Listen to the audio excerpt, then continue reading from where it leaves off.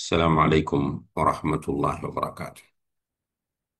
الحمد لله رب العالمين، والعاقبة للمتقين، ولا عدوان إلا على الظالمين، والصلاة والسلام على أشرف الأنبياء والمرسلين وعلى آله وأصحابه أجمعين، أما بعد.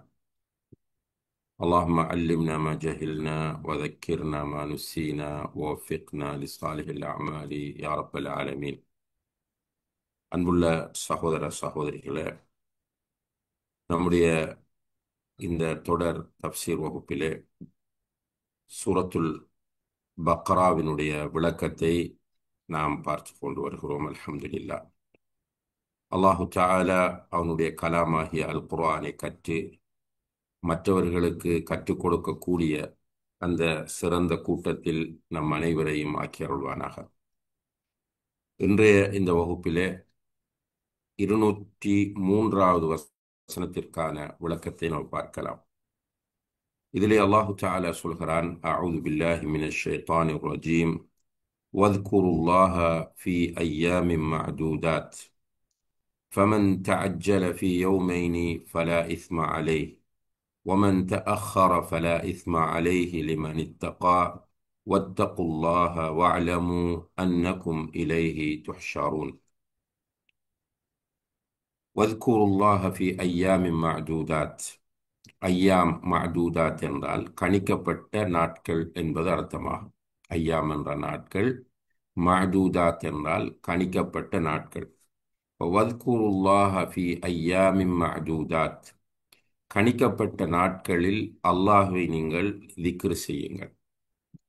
ஃபமன் தஅஜ்ஜல ஃபீ யௌமைனி ஃபலா இஸ்ம அலைஹி, 2 நாட்களில் யார் அவசரப்பட்டு செல்ல விரும்புகிறாரோ அவர் மீது குற்றமில்லை. வமன் தஅخر ஃபலா இஸ்ம அலைஹி, அவ்வாறே யார் பிந்தி செல்ல விரும்புகிறாரோ அவர் மீதும் குற்றமில்லை. லிமன் இத்தகா, அல்லாஹுவை அஞ்சிக் கொள்ளக்கூடியவர்களுக்கு. வத்தகுல்லாஹ், அல்லாஹுவை தக்வா செய்து கொள்ளுங்கள். வஅலமு அன்னகும் இலைஹி துஹ்ஷரூன், அறிந்து கொள்ளுங்கள், நிச்சயமாக நீங்கள் அவனிடமே ஒன்று சேர்க்கப்படுவீர்கள். இதுதான் இந்த வசனத்தினுடைய தமிழ் மொழிபெயர்ப்பாகும். இதிலே அல்லாஹு தஆலா ஹஜ்ஜை பற்றி சொல்கிறான்.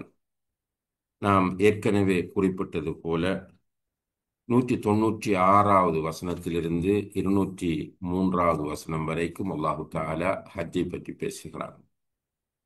இந்த வசனத்தோடு ஹஜ்ஜுடைய விஷயத்தை அல்லாஹு தஆலா நிறைவு செய்கிறான். இங்கே அல்லாஹு தஆலா கணிக்கப்பட்ட நாட்களில் அல்லாஹுவை திக்ர் செய்யுங்கள் என்று சொல்கிறான். கணிக்கப்பட்ட நாட்கள் என்பது ஹஜ்ஜுடைய அந்த முக்கியமான 3 நாட்களை குறிக்கும். அதாவது ஐயாமு தஷ்ரீக், பிறை 10, 11, 12, அதுபோல 13, இந்த 4 நாட்களையும் குறிக்கக்கூடியதாக இருக்கிறது கணிக்கப்பட்ட நாட்கள் என்பது. ஒருவர் ஹஜ்ஜுக்குள் நுழைகிற போது பிறை 8 துல்ஹஜ் பிறை 8 இஹ்ராம் அணிந்து கொண்டு அவர் மினாவுக்கு சென்று மினாவிலிருந்து பிறை 9 அதிகாலையில் அரஃபாவுக்கு செல்வார். அதிகாலையிலிருந்து சூரியன் மறையும் வரைக்கும் அவர் அரஃபாவிலே தங்கியிருப்பார். ஹஜ்ஜினுடைய ருக்குன்களில் ஒன்றாக, அடிப்படையான கிரிகைகளில் ஒன்றாக அரஃபாவில் தங்குவது இருக்கிறது.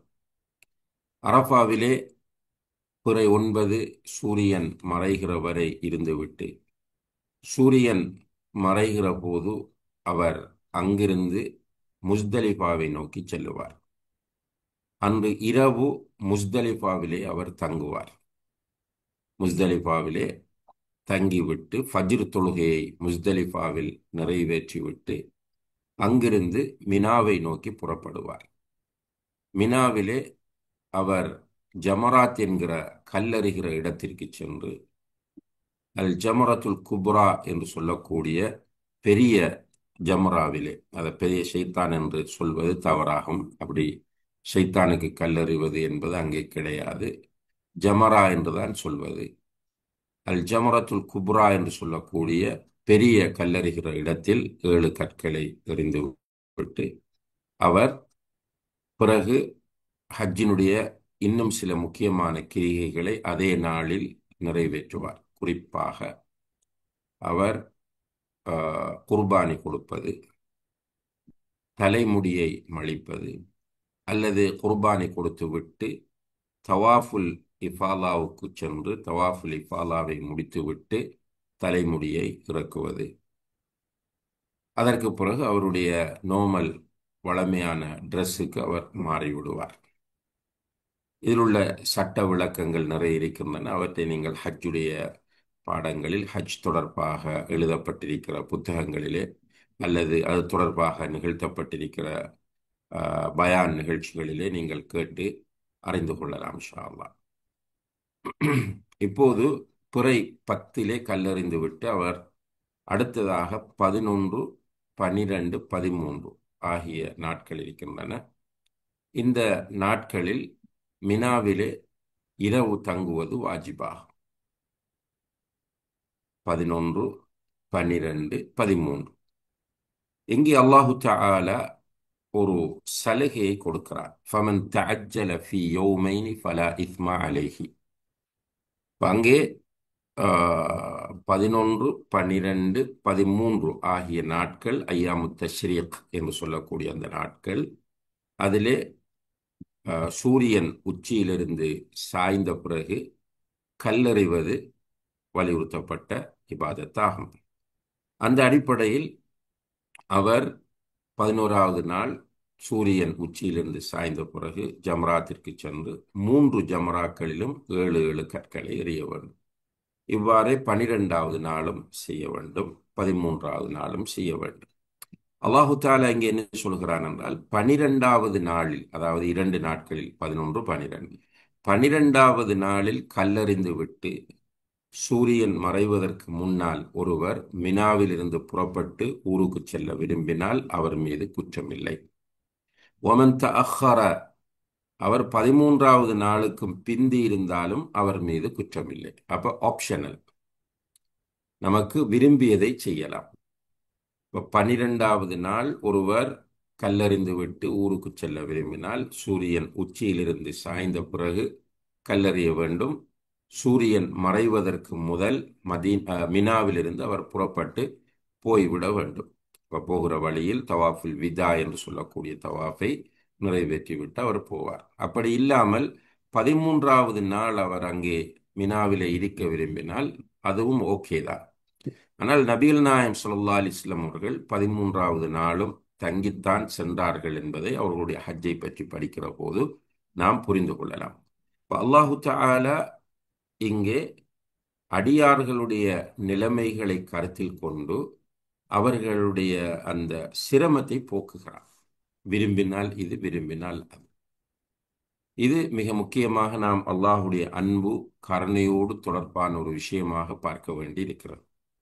அல்லாஹு தஆலா இரக்கமுள்ளவன், கருணை மிக்கவன். எனவே தன்னுடைய அடியார்களுடைய நிலைமையை கருத்தில் கொண்டு நீங்கள் இந்த 3 நாட்களில் 11, 12, 13 ஆகிய 3 நாட்களில் விரும்பினால் 2 நாட்களில் நீங்கள் போய்விடலாம், அல்லது 3வது நாள் இருக்க விரும்பினாலும் அதில் உங்களுக்கு அனுமதி இருக்கிறது, குற்றமில்லை என்பதை அல்லாஹு தஆலா சொல்கிறார். இதை நாம் இந்த வசனத்தினூடாக புரிந்து கொள்ளக்கூடியதாக இருக்கிறது. அதே நேரத்தில் அன்புள்ள சகோதர சகோதரிகளே, இங்கே அல்லாஹு தஆலா வத்குருல்லாஹ், இந்த நாட்களில் அல்லாஹுவை திக்ரு செய்யுங்கள் என்று சொல்கிறார். இந்த கணிக்கப்பட்ட நாட்களில் அல்லாஹுவை திக்ரு செய்யுங்கள். இப்போ நீங்கள் பாருங்கள், ஹஜ்ஜிலே பெரும்பாலும் நாம் 198வது வசனத்தில் அல்லாஹுவை திக்ரு செய்யுமாறு அல்லாஹ் சொல்வதை பார்த்தோம்.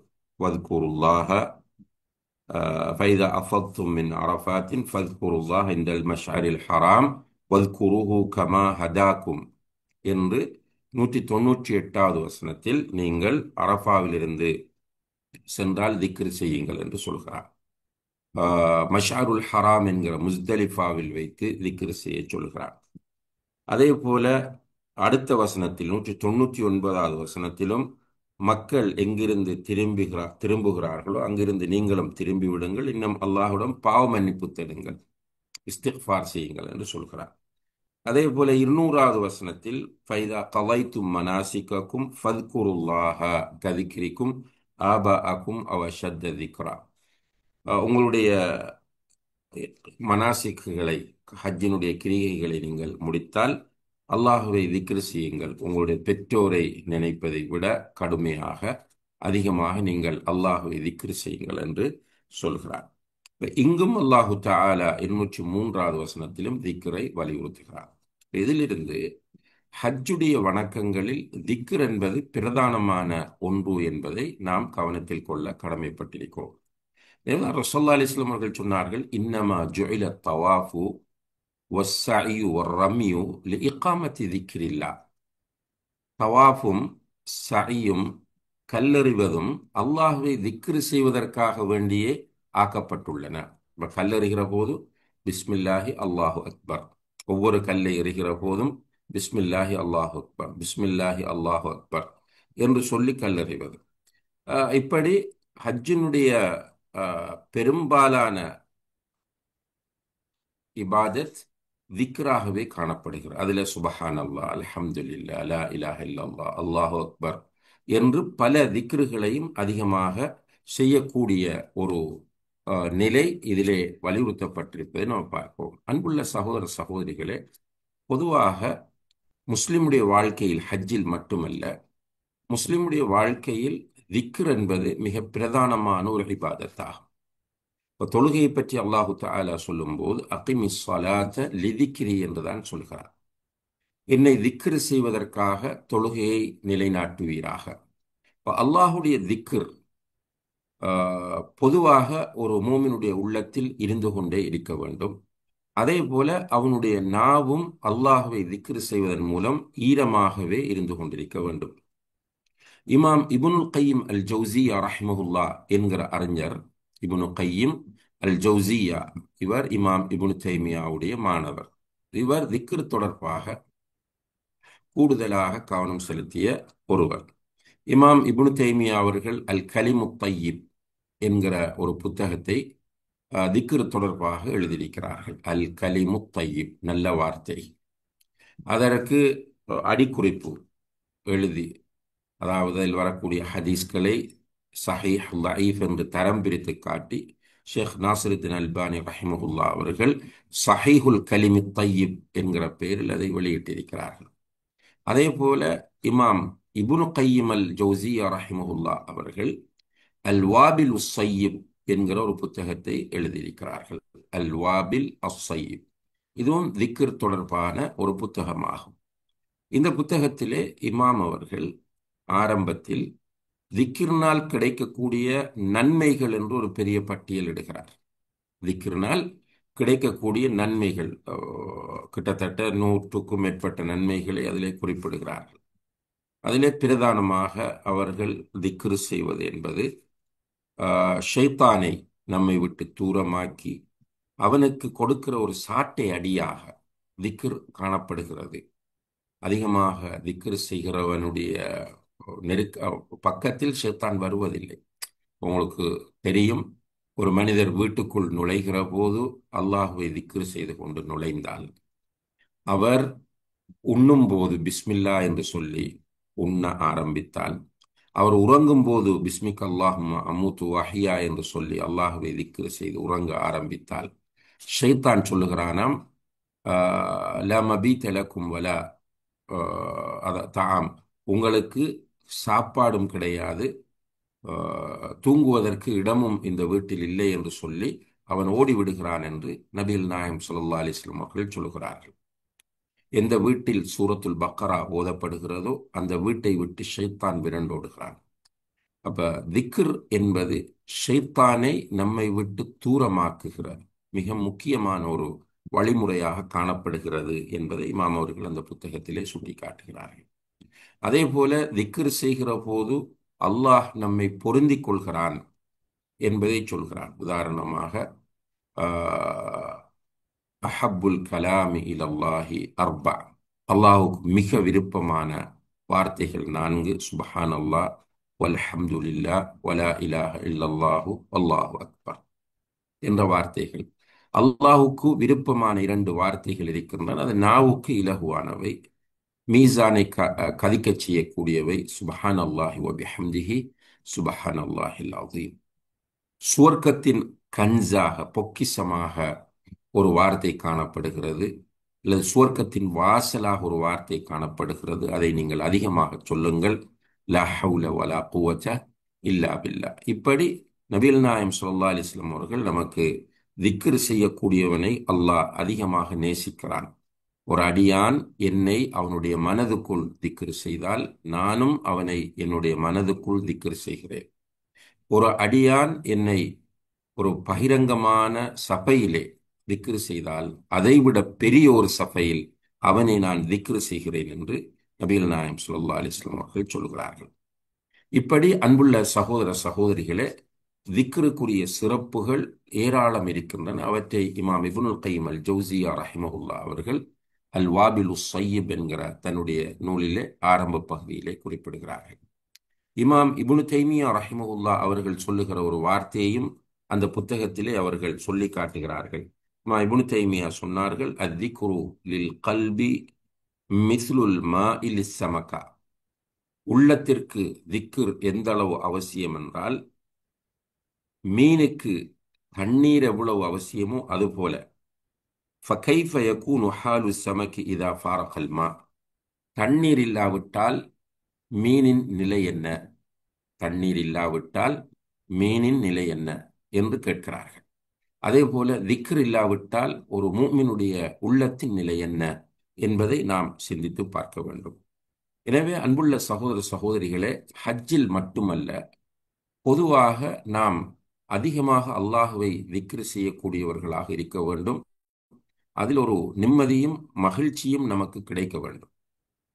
அதில் நமக்கு ஒரு நிம்மதியும் மகிழ்ச்சியும் கிடைக்க வேண்டும். அலா பிதிக்ரில்லாஹி தத்மஇன்னுல் குலூப். அல்லாஹுவை திக்ர் செய்வதன் மூலம் உள்ளங்கள் அமைதி அடைகின்றன என்று நபிகள் நாயகம் ஸல்லல்லாஹு அலைஹி வஸல்லம் அவர்கள் சொன்னார்கள். காலையிலே நாம் எழுகிற போது அல்ஹம்துலில்லாஹி அல்லதி அஹ்யானா பஅதமா அமாதனா வ இலைஹி நுஷூர் என்று திக்ரை ஓதி எழுந்திருக்கிறோம்.